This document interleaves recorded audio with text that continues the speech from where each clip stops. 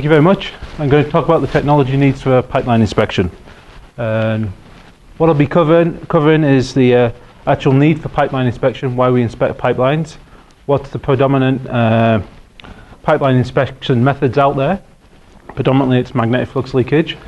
Then I'll talk a little bit about the accuracy of these tools, what they can achieve, where we would like to go with them.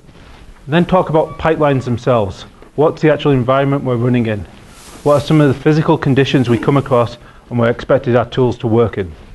Then I'll talk a little bit about the sensors that we currently use. And then finally is my wish list, the things that I would like to see developed for inline inspection tools. So, very simply, why do we inspect pipelines? We inspect pipelines to make sure that they don't fail. So we're looking for features in the pipeline whose burst pressure is lower than the operating pressure of the pipeline. And to give you some idea of what happens when a pipeline fails, I've just got a couple of slides. This is a 36-inch gas pipeline that exploded. You can see the people there, you can see the pieces of pipe, etc. So you can have some idea of the force of the explosion there. Similarly, explosions in Europe and the United States, and another close-up. So we need to inspect the pipelines to stop this happening. This costs a lot of money and potentially can cause loss to life as well. So we need to inspect them. What's the predominant technique? It's magnetic flux leakage. And very simply, we have magnets here and here on the tool. They create a magnetic flux path in the steel. If there's any reduction in the cross-sectional area of the steel, flux leaks out and gets recorded on the sensors on the tool here. This is a sensor head on the tool. Inside there we have Hall effect sensors. That data is logged on the tool or stored, and then when the tool comes out 300 kilometers away from where you launched it, we download the data and analyze it. It is actually an inferred technique. Okay, the magnetic flux leakage is only it's not a direct measurement of the metal loss. We have to then do some maths on the flux leakage signals and come up with predictions of depth, length, width, etc. So what I'm showing you here is basically the typical sort of accuracy of what we can expect off these tools. So here we've got the measured in ditch as a percentage of the wall thickness of the pipe. And here we have what the tool is actually measuring. The best tools in the market have basically plus or minus 10% of the wall thickness at 80% confidence. Okay? So that means that if you imagine a pipeline which is 10 millimeters thick, 8 out of the 10 defects that we report will be sized within plus or minus 1 millimeter. Okay? And that gives you some idea of the different shapes and styles of corrosion that we can see. So going from the flux leakage signals to the actual depth measurement is we're using things like neural networks, genetic algorithms, random forests. All that sort of information is going in to get these predictions. And as you can imagine, there's lots of different shapes of corrosion out there. Ideally, in an ideal world, we'll be within plus or minus 2%, plus or minus 5%. And if we can make a significant change there, there's less money spent on digs, and we'll be digging the right things. You know, there is still a fairly wide scatter. It's nice that it works, but we could definitely get better and have improvements in our sizing accuracy, and therefore the calculation of the failure pressure. To give you some idea of what these tools look like, up here we have a 48-inch magnetic flux leakage tool. It's about, on the floor it'd be about that high, 4 foot in diameter. The magnets are here, sensors all around the tool, and in this back canister here we have the data recording electronics, we have the inertial measurement unit, and we have the batteries. Similarly down here is probably one of the smaller tools in our fleet, which is a 10-inch tool, okay? Has the same physical things in there, but they're in different modules because of the smallness of the diameter of the pipe. So you can see the magnetizers there, the batteries are there, the recorders there, and the data recorder, the IMU is back here. So that's what they physically look like. What does a typical magnetic flux leakage tool actually record? Typically we expect them to record from 1,000 Hall effect sensors at 1,000 hertz. And we'll expect to do that reliably every day for 2 to 3 days at a time during an operation. And On a tool, we'll have about 256 gigabytes of data storage capability for logging all that information.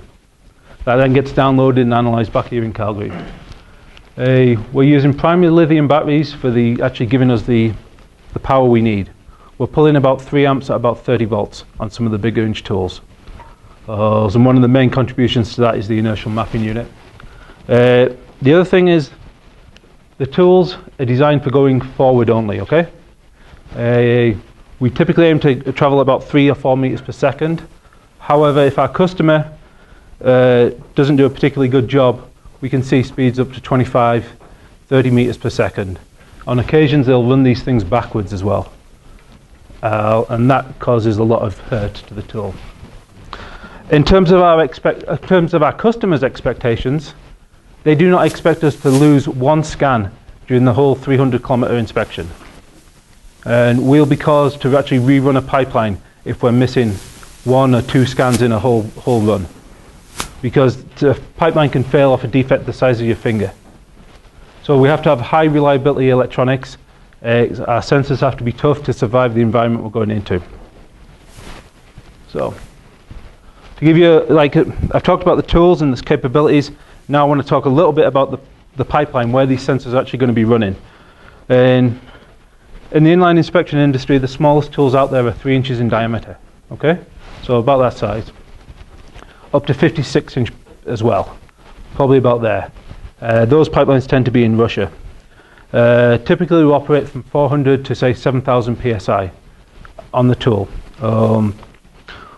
Most of the time we're running in oil and gas. However, we have run in CO2 with H2S, which basically eats most of the steel components, destroys your polyurethane.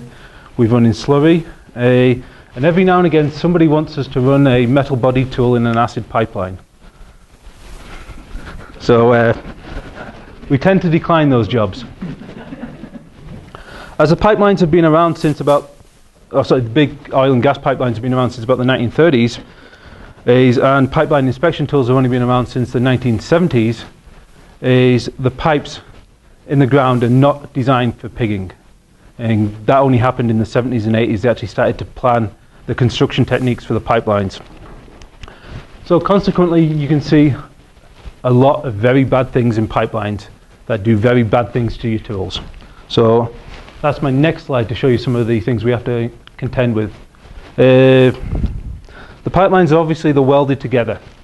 And every 12 meters, we're going to hit something about, looks like the size of my finger, the weld, the circumferential weld.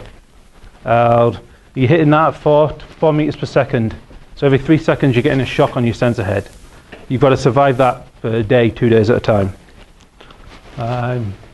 And it's even worse if you're actually in spiral pipe, which looks like a toilet roll holder, because you're hitting that weld every now and again, a lot of increased frequency.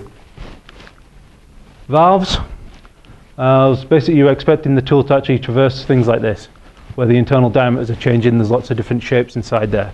The head has to survive in there.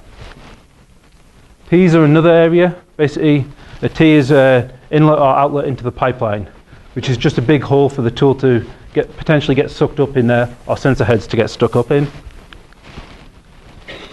Bends. And pipeline construction people tend to think that putting lots of bends in pipelines are good. From a pipeline inspection point of view, I want my pipe to be straight, okay? We've all tried maneuvering furniture around your house. When you're doing that, at least you've got the opportunity to go in backwards and realigning things. In a pipeline inspection environment, you're going forward. There's no reversing, backing up and having another go. You're hitting that bend.